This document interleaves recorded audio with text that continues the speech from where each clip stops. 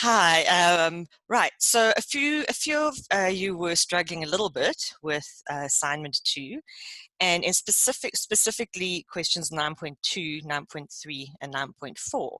So if you were struggling with those, then this PowerPoint hopefully will help you a little bit. Some of it is just um, purely theory based. And then there are one or two things in here that aren't theory, so don't look for them in your textbook or use them in an assignment. I'm just sharing one or two additional things with you that have helped me as I have gone along.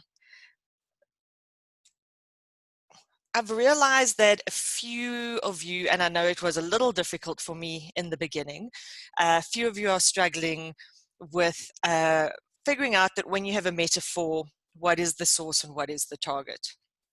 Because it sounds so simple, and then when you actually have to do it, sometimes it gets a little bit fuzzy. So this is how I think about it, and this is it's just a purely personal thing and the little analogy that I use to help myself. Uh, how I think about it is the source of the metaphor. So that's kind of what you make the metaphor out of. It's what you know the most about. It's probably the most concrete thing in the metaphor, but not necessarily. So the way I look at it is, this is the thing that I actually build the metaphor from, or I build it out of. So I imagine this little scenario where I have this paper and I'm making a little aeroplane and I'm wanting my aeroplane to hit the target. So in this analogy, right, the paper is what I'm making the aeroplane out of. The aeroplane is what's getting to the target, what's going from the source to the target. So this for me is the mapping.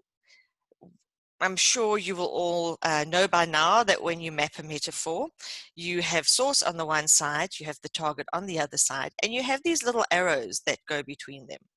So what those little arrows are, they do two things. They're showing you what it is in the source that's mapping onto the target. And they're also showing you that the mapping of that metaphor is unidirectional. It's going from the source to the target. Right, so here we have our mapping. It's moving from the source to the target. And then I imagine that the target is something that is really far away. So I'm really battling to see it. I can't see it clearly. And in a metaphor, your target is exactly that. It's the thing either that you have kind of less information on, or more likely it's more difficult for you to reach mentally. It's more difficult for you to explain. It's more difficult for you to conceptualize. So that's the way. This is something I use to help myself to remember what is the source and what is the target. Source is where it comes from. It's what I use to build the metaphor, and target is the thing that I'm aiming at, the thing that I'm trying to get to through this. Now, a, a quick a quick sort of cheat that I use is, we know we always explain metaphor like this: one thing is another thing. So in this metaphor, less is down. Now, which is the source, which is the target? If you actually map it the way you would usually map it in a sort of table format, you can see here that less goes to the end, down goes to the beginning. So they switch position. It's kind of a quick cheat if you have metaphor and you want to map it and for some reason you've just gone blank and you can't remember, is that the position of the source and the target switch. So again, that's not a textbook thing. That's just something that I use because sometimes I have moments where it's a little confusing for me. The other thing you are going to need for this assignment is to understand the difference between a metaphor and a metaphorical expression. What does it mean? What does it mean when we say metaphor? For example, in 9.2, where we're identifying mappings, and it speaks about the metaphor, time is motion along a path. Or in 9.3, when we ask you to identify the metaphors, and then underneath, we give you some examples that are actually more sentences. So when you look at 9.2 and 9.3, those things that look like sentences, or that are sentences, those things that are sentences, which are things like we're approaching Christmas, Easter is ahead of us, our marriage is on the rocks. When we look at that and we ask you to give us the metaphor or to give us the mapping for that, what you need to understand is I'm not asking you to give me I'm not asking you to give me more sentences or more ways to describe that metaphor. I'm asking for the metaphor, which is this, right? The metaphor, when you see it in writing, is probably, it should be, always all in uppercase.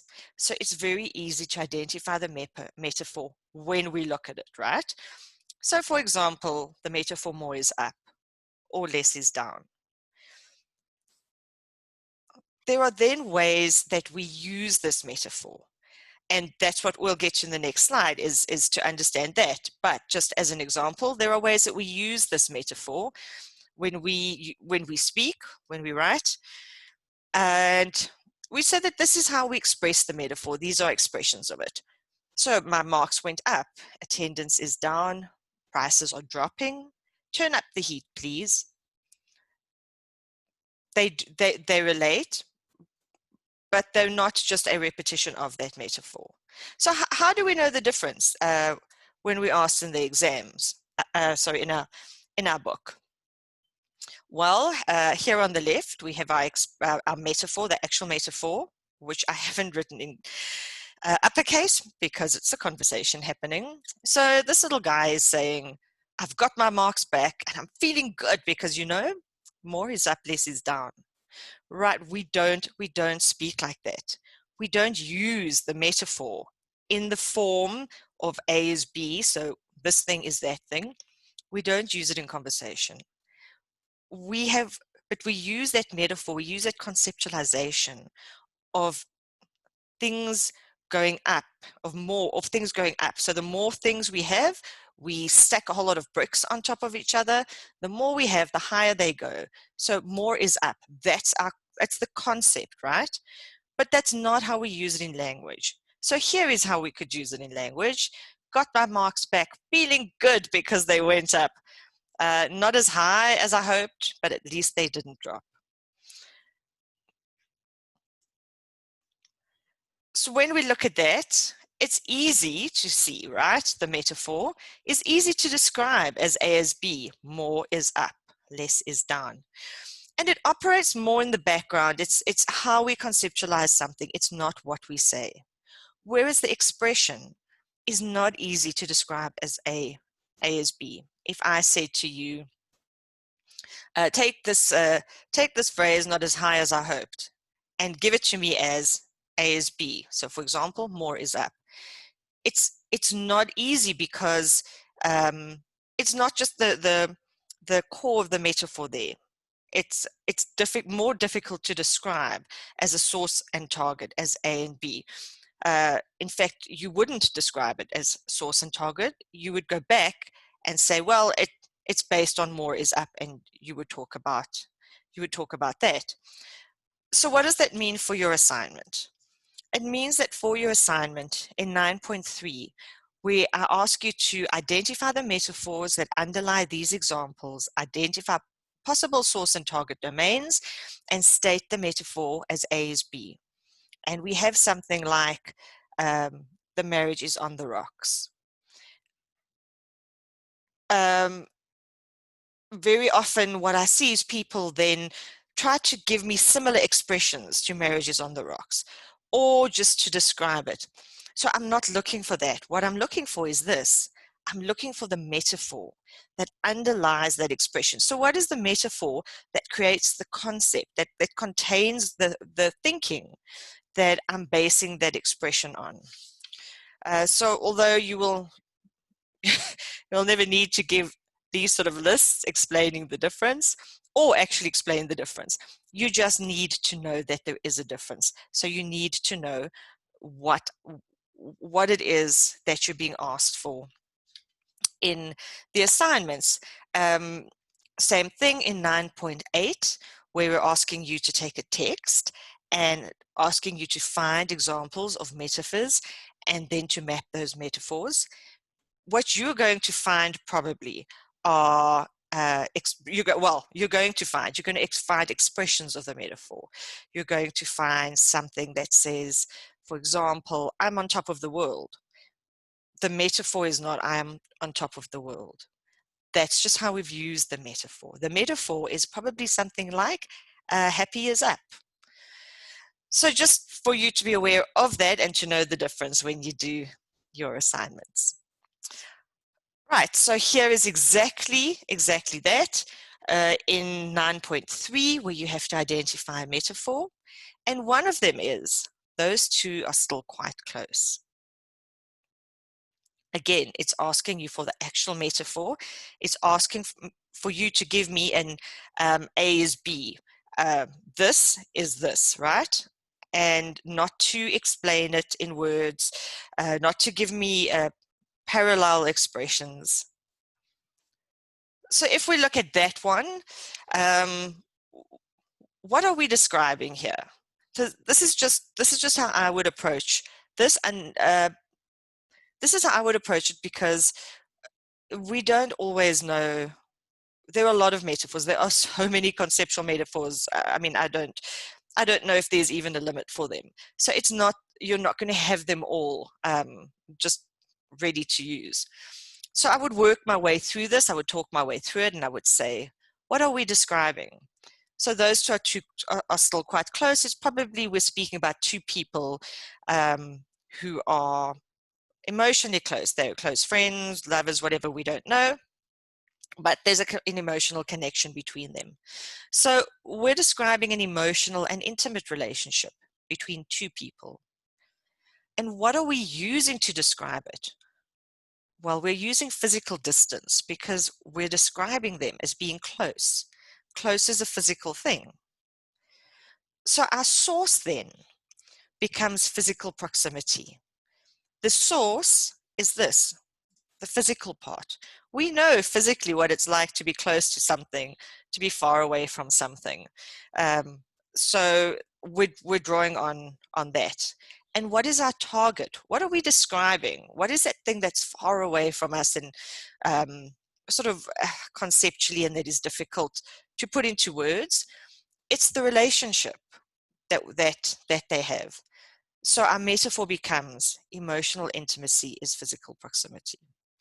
Because if I say we've drifted apart, it feels like you're so distant nowadays, what I'm saying is that emotionally, I don't feel this connection anymore, or this closeness.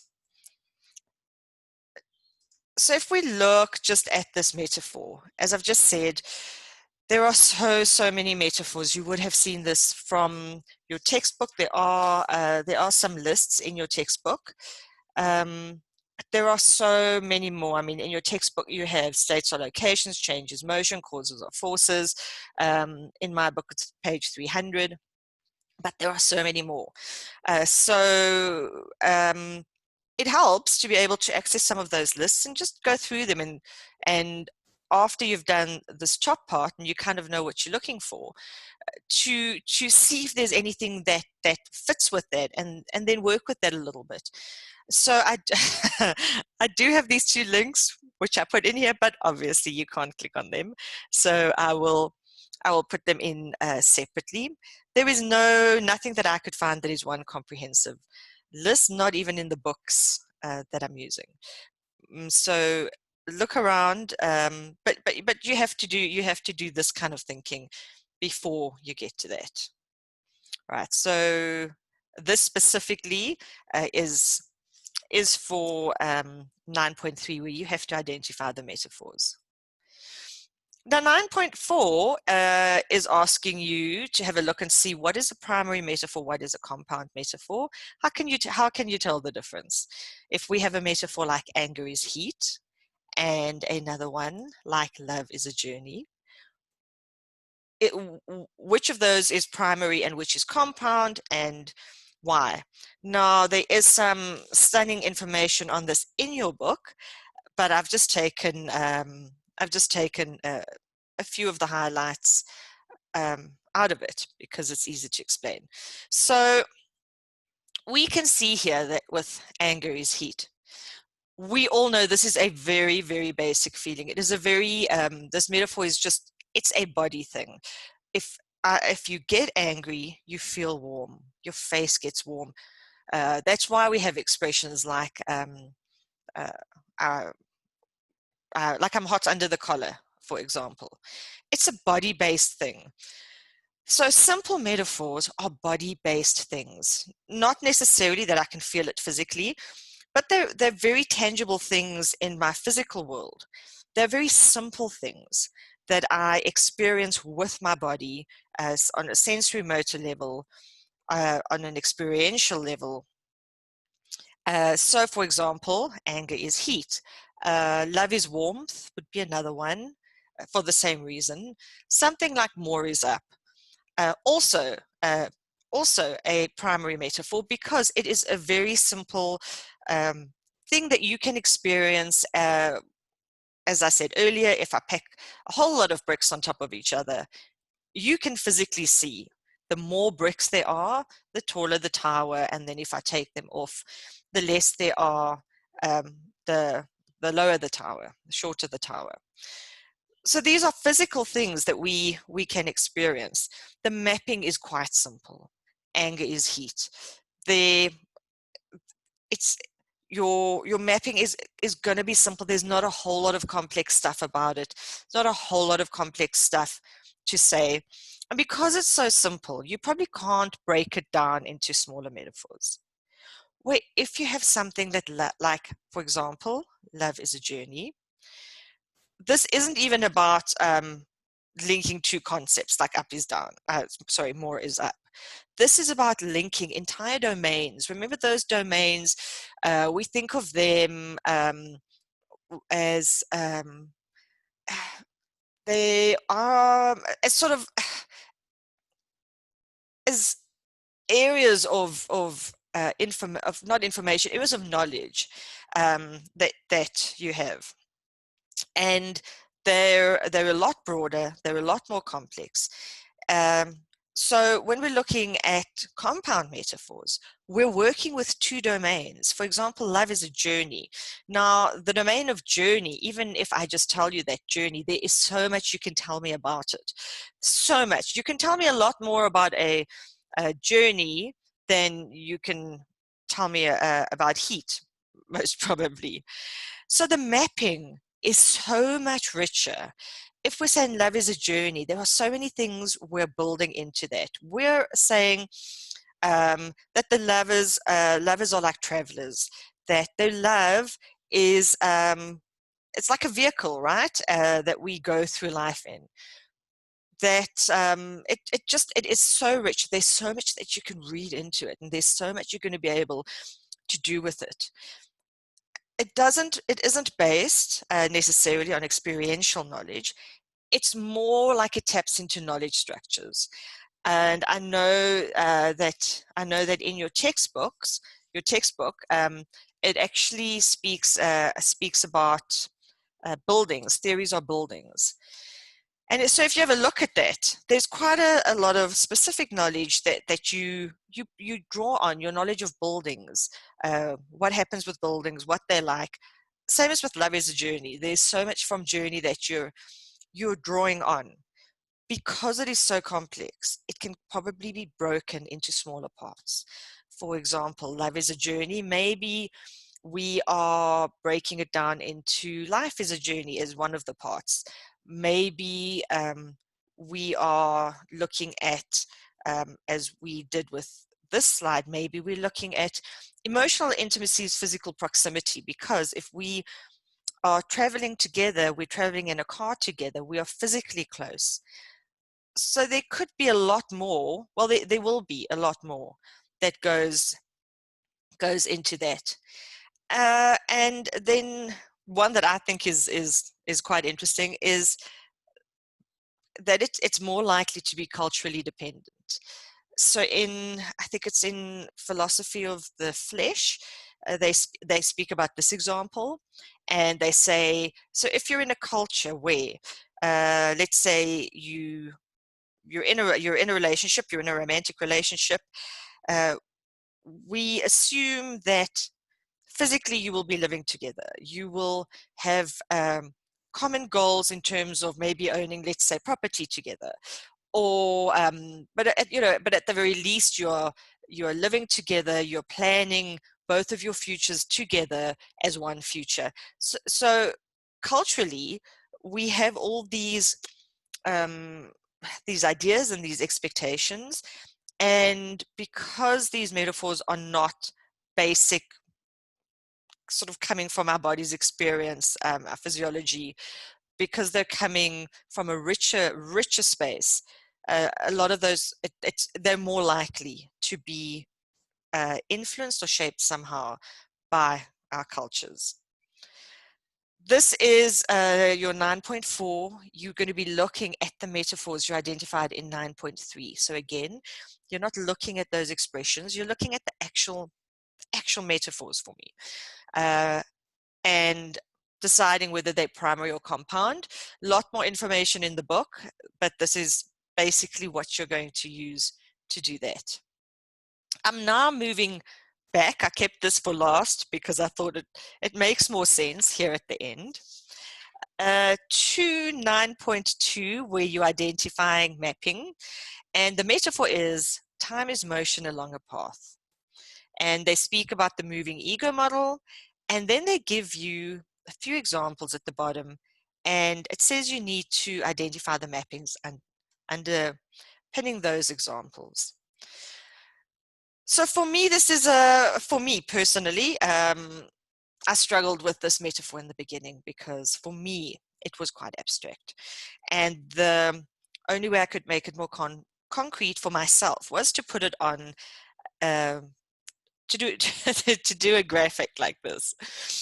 So what I imagine is I'm on a path and I'm walking, and next to me is a timeline. So let's say short timeline, hours in the day. So physically, I'm moving here from one space to another, and then in terms of time, this is time running underneath here.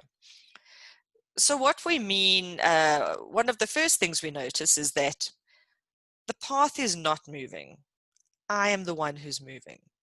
Okay, it's all about me. I'm the one moving along the path. And then when we look at how we experience time, it's a similar thing. So physically, we're physically in a specific point. When we look at time, it feels like, well, I'm in this present moment. You're reading this now, you're in this present moment.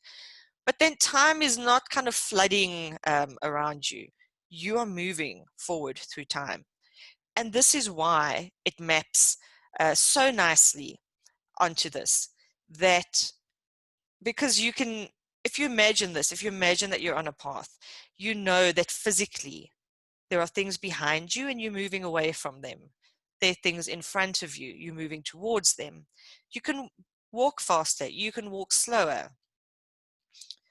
If you then look at how you're experiencing a similar thing in time, so really you can see that you're conceptualizing time in terms of motion along a path, and here you can see how you think about it. If it's now the middle of the day, it's 12 o'clock, and breakfast was happening at 6 o'clock, then it happened already. It is behind you. You imagine that you imagine that breakfast is behind you and you've kind of moved on from it. But supper still has to happen. So it happens at a future time. Supper is ahead of you. So again, for me, this was just, if I think of it this way, it's easier for me to understand why I map path, why I map this the way that I do. If I then look at, so I've split that, there's my motion along a path, and there is time. And I'm starting to look at some of the mapping. So it's some of the things I mentioned on the previous slide.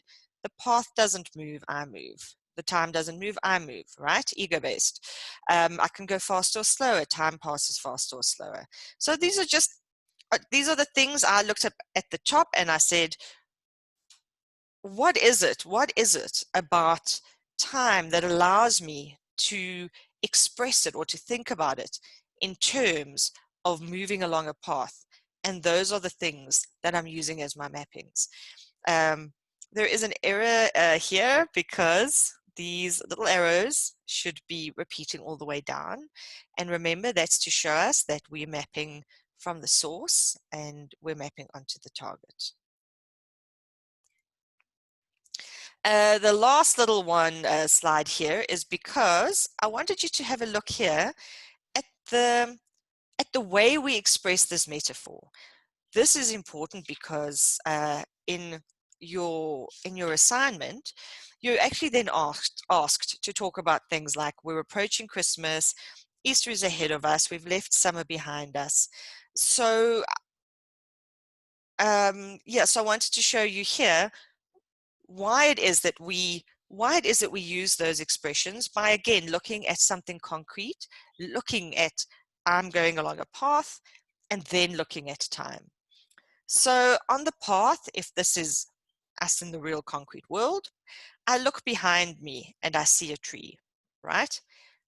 In terms of time, I think back to what you said this morning when we were having breakfast.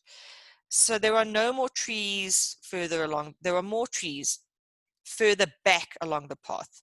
So physically, there might be lots of trees going out in that way, and we think of them as being behind us. They were further back behind us. And the same thing, if there were events, lots of breakfasts that happened for lots and lots of months in the past, you're looking back at them. You walk away from the tree, you've left it behind you. Physically, it's behind you. So you used to have breakfast with someone, but now you don't. So you've left that behind you. You you can go through the other three on your own.